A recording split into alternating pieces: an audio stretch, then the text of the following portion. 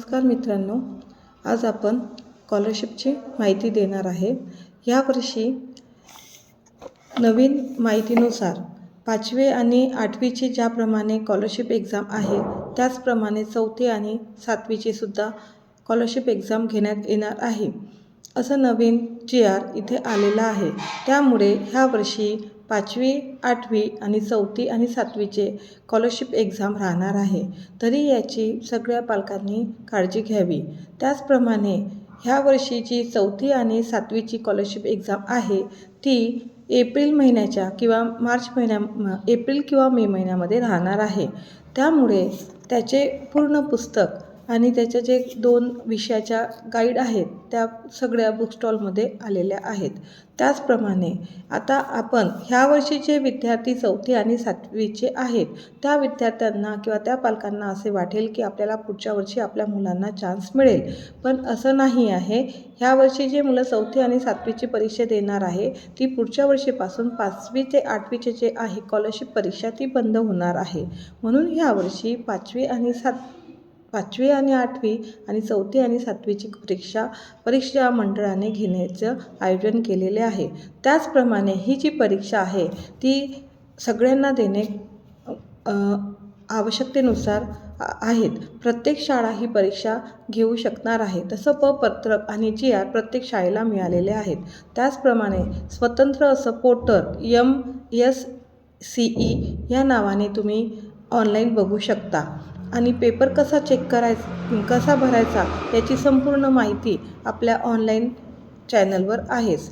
त्याचप्रमाणे आता आपल्याला आणि परीक्षेमध्ये किती गुण असणं आवश्यक आहे हे सुद्धा असणं गरजेचं आहे।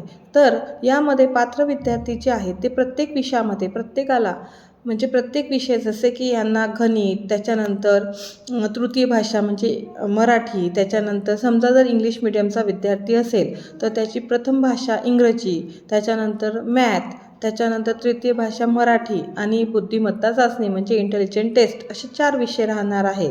तर याच्यात प्रथम भाषा म्हणजे इंग्रजी म्हणजे इंग्लिशमध्ये त्याला 25 प्रश्न राहणार आहे, त्यामध्ये 50 गुण राहणार आहे, म्हणजे एका प्रश्नाला 2 गुण। त्याचप्रमाणे गणित म्हणजेच मॅथ यासाठी 50 प्रॉब्लेम राहणार आहे आणि 100 जे आहे ते मार्क्स मिळणार आहे। आणि हा जो पहिला पेपर आहे याला एकूण 1 तास 30 मिनिटे म्हणजे 1.5 तास मिळणार आहे। तर नंतर तृतीय भाषा म्हणजे थर्ड लँग्वेज मराठी याच्यासाठी 25 मार्काचे प्रश्न राहणार आहे आणि 50 गुण मिळणार आहे। त्यानंतर बुद्धिमत्ता चाचणी यासाठी 50 प्रश्न राहणार आहे आणि 100 गुण मिळणार आहे। यासाठी सुद्धा 1 तास 30 मिनिटे म्हणजे 1.5 तास मिळणार आहे। असा एकूण 3 तासाचा पेपर राहणार आहे। पहिला पेपर जो राहणार आहे तो 1.5 तासाचा, दुसरा पेपर जो राहणार आहे तो 1.5 तासाचा। म्हणजे पहिल्या पेपरमध्ये प्रथम भाषा जर इंग्लिश मीडियमचे विद्यार्थी आहेत तर इंग्लिश आणि मॅथ पेपर राहणार आहे। दुसरा पेपर त्याच्या तृतीय भाषा म्हणजे मराठी आणि इंटेलिजंट टेस्ट असे राहणार आहे। याची सर्व पालकांनी नोंद घ्यावी। त्याचप्रमाणे ही शिष्यवृत्ती विद्यार्थ्यांना जे विद्यार्थी 40% पेक्षा जास्त गुण मिळवतील त्यांनाच ही शिष्यवृत्ती मिळणार आहे। जसं की प्रत्येक विषयामध्ये त्यांना 40% पेक्षा जास्त गुण असतील तर ते ह्या परीक्षेमध्ये पात्र ठरतील। बाकी 40% पेक्षा कमी गुण मिळणारे विद्यार्थी ह्या परीक्षेसाठी अपात्र ठरणार आहेत। त्याचप्रमाणे ही शिष्यवृत्ती 3 वर्ष मिळणार आहे, याची सगळ्या पालकांनी नोंद घ्यावी। त्याचप्रमाणे आता 4थी आणि 7वीचे जे फॉर्म आहेत ते निघालेले आहेत, ते सर्व शाळांमधून मुख्याध्यापकाच्या नुसार त्यांना ते भरून घ्यायचे आहे। त्याच्यामुळे याची सगळं पालकांनी नोंद घ्यावी।